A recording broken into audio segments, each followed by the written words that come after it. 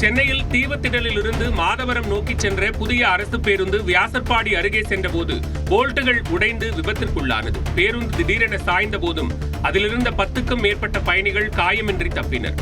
புதிய பேருந்திலேயே இத்தகைய தொழில்நுட்ப கோளாறு ஏற்பட்டது பயணிகளிடையே அதிருப்தியை ஏற்படுத்தியது. தமிழக சட்டமன்ற தேர்தல் நெருங்கும் சூழலில் புதுக்கோட்டையில் LED விளக்குகள் தயாரிப்பு பணி சூடுபிடித்துள்ளது. அரசியல் கட்சி சின்னங்கள் பொறிக்கப்பட்ட இந்த கையடக்க விளக்குகள் ஒருமுறை சார்ஜ் செய்தால் 4 மணி நேரம் வரை ஒளிரும் தன்மை கொண்டதால் இரவு நேர பரப்புரையில் கவனம் ஈர்க்கின்றன. 2500 ரூபாய் விலையில் விற்பனை செய்யப்படும் இந்த LED விளக்கிற்கு அரசியல் கட்சியினரிடையே பெரும் வரவேற்பு கிடைத்துள்ளது. வேலூர் மாவட்டம் பேர்ராம்பட்டு அருகே சின்னதாமல் செரு ஊராட்சியில் ஜல்ஜீவன் திட்டத்தின் கீழ் 7,30,000 ரூபாய் மதிப்பில் அமைக்கப்பட்ட மேல்நிலை நீர்த்தேக்க தொட்டி 2 ஆண்டுகளாகியும் இன்னும் பயன்பாட்டிற்கு வரவில்லை என்று பொதுமக்கள் குற்றம் சாட்டியுள்ளனர். இதனால் இருளர் காலனி பகுதியில் 10 நாட்களுக்கு ஒருமுறை மட்டுமே குடிநீர் விநியோகம் செய்யப்படுவதாக வேதனை தெரிவிக்கும் பொதுமக்கள் குடிநீர் தொட்டியை உடனடியாக பயன்பாட்டிற்கு கொண்டுவர மாவட்ட நிர்வாகத்திற்கு கோரிக்கை விடுத்துள்ளனர். கன்னியாகுமரி மாவட்டம் குலசேகரம் செருப்பாளூர் முத்தாரம்மன் கோயிலில் குடமுழுக்கு விழா பக்தர்கள் புடைசூழ வெகு விமர்சையாக நடைபெற்றது. கோயில் தந்திரி ஸ்ரீ நாராயண நம்பூதிரி தலைமையில் வேத பண்டிதர்கள் மேளதாளங்கள் முழங்க ஆலயத்தை வலம் வந்து மந்திரங்கள் ஓத கோயில் கருவறை கோபுர கலசங்களுக்கும் ராஜ கோபுர கும்ப கலசங்களுக்கும் புனித நீர் ஊற்றி குடமுழுக்கு செய்யப்பட்டது. திரளான பக்தர்கள் பங்கேற்று மனமுருகி வழிபாடு நடத்தினர்.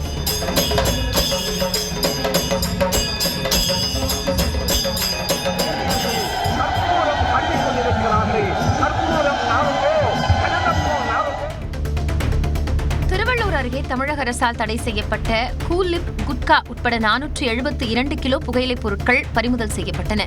மப்பேடு அருகே புகையிலைப் பொருட்கள் கடத்தப்படுவதாக கிடைத்த ரகசிய தகவலின் அடிப்படையில் அங்கு காவல்துறையினர் ஆய்விற்கு சென்றனர். அப்போது டாடா ஏஸ் வாகனம் மற்றும் காரில் கடத்தி வரப்பட்ட 465 கிலோ போதைப் பொருட்கள் பறிமுதல் செய்யப்பட்டன.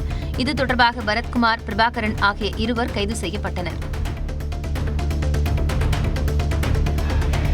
மத்திய அரசின் திருத்தப்பட்ட திருநர்கள் உரிமைகள் பாதுகாப்பு மசோதாவிற்கு எதிர்ப்பு தெரிவித்து புதுச்சேரி அண்ணா சிலை அருகே திருநர்கள் திரண்டு போராட்டத்தில் ஈடுபட்டனர்.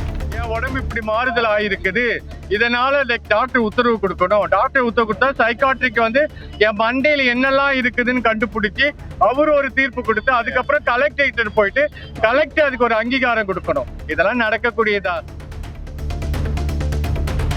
கிருஷ்ணகிரி மாவட்டம் ஒசூர் அருகே இருசக்கர வாகனத்திற்கு அபராதம் விதிக்கப்பட்டுள்ளதாக குறுஞ்செய்தி அனுப்பி வங்கிக் கணக்கில் 2,46,000 ரூபாய் திருடப்பட்டதாக இளைஞர் ஒருவர் புகார் அளித்துள்ளார். ஆவலாப்பள்ளியைச் சேர்ந்த கூபாலியப்பா கடந்த 6ஆம் தேதி குறுஞ்செய்திக்கு வந்த லிங்கை கிளிக் செய்துள்ளார். அதன் பின்னர் அடுத்த 10 நிமிடங்களில் அவரது வங்கிக் கணக்கில் இருந்த பணம் 7 தவணைகளாக திருடப்பட்டுள்ளது. இது தொடர்பாக காவல்துறையிடம் புகார் அளிக்கப்பட்ட நிலையில் விசாரணை நடைபெறுகிறது. சிவகங்கை மாவட்டம் காரைக்குடியில் 100% வாக்குப்பதிவை உறுதி செய்யும் வகையில் அழகப்பா பல்கலைக்கழக வளாகத்தில் முதல் முறை வாக்காளர்களான கல்லூரி மாணவர்கள் விழிப்புணர்வு ஊர்வலத்தில் பங்கேற்றனர். மாவட்ட ஆட்சியர் பொற்கொடி பேரணியை தொடங்கி வைத்து வாக்களிப்பதன் அவசியம் குறித்து விளக்கம் அளித்தார். கல்லூரி மாணவர்கள் வாக்குப்பதிவு நாளான ஏப்ரல் 23ஆம் தேதியை குறிக்கும் வகையில் 23 என்ற வடிவில் நின்று நினைவுபடுத்தினர்.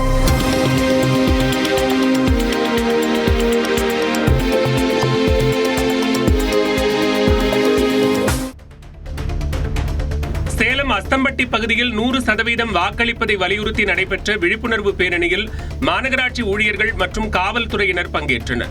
வடக்கு சட்டமன்ற தொகுதி தேர்தல் நடத்தும் அலுவலர் கோட்டை குமார் தலைமையில் நடைபெற்ற பேரணியில் மாநகராட்சி ஊழியர்கள் விழிப்புணர்வு பதாகைகளை ஏந்திச் சென்றனர். காவல்துறையினரின் வாகனங்களில் விழிப்புணர்வு ஸ்டிக்கர்களை ஒட்டி வாகன பேரணியும் தொடங்கி வைக்கப்பட்டது. இந்த பேரணி அஸ்தம்பட்டி பகுதியிலிருந்து கண்ணங்குறிச்சி பிரதான சாலைகள் வழியாக சென்றது. மயிலாடுதுறை பேருந்து நிலையத்தில் 100% வாக்களிக்க வலியுறுத்தி பேருந்து, வேன், ஆட்டோக்களில் ஸ்டிக்கர்களை ஒட்டி மாவட்ட தேர்தல் அலுவலர் ஸ்ரீகாந்த் வாக்காளர்களுக்கு விழிப்புணர்வு ஏற்படுத்தினார். மேலும் உங்கள் வாக்கு உங்கள் குரல் என்ற தேர்தல் விழிப்புணர்வு துண்டு பிரசுரங்களையும் வாக்காளர்களுக்கு வழங்கினார். இதேபோல் நாமக்கல் மாவட்ட தேர்தல் அலுவலர் துர்காமூர்த்தி திருச்செங்கோடு நகராட்சியில் உள்ள நியாய விலைக் கடைகளில் தேர்தல் நாள் குறித்த ஸ்டிக்கர்களுடன் வழங்கப்படும் பொருட்களை பார்வையிட்டு தேர்தல் உறுதிமொழியினை எடுத்துக் கொண்டார்.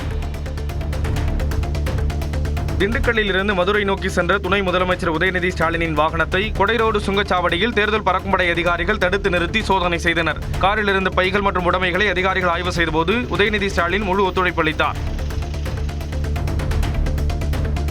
ஸ்ரீரங்கம் அரங்கநாதர் கோயிலில் பங்குனி தேர் கொடியேற்றம் கோலாகலமாக நடைபெற்றது.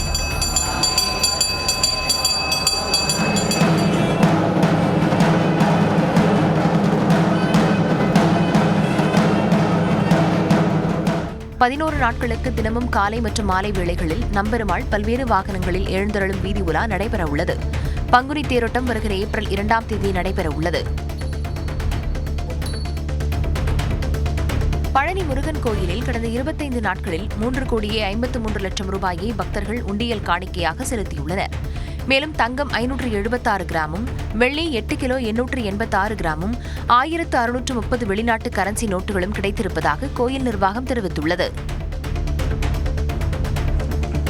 புதுக்கோட்டையை அடுத்த பெருங்குடியில் வேண்டி வந்த அம்மன் கோயில் தேர் திருவிழா சிறப்பாக நடைபெற்றது. பழங்களாலும் மலர்களாலும் அலங்கரிக்கப்பட்ட தேரை பக்தர்கள் வடம் பிடித்து இழுத்தனர். சுற்றுவட்டார பகுதிகளைச் சேர்ந்த கிராம மக்கள் கலந்து கொண்டனர்.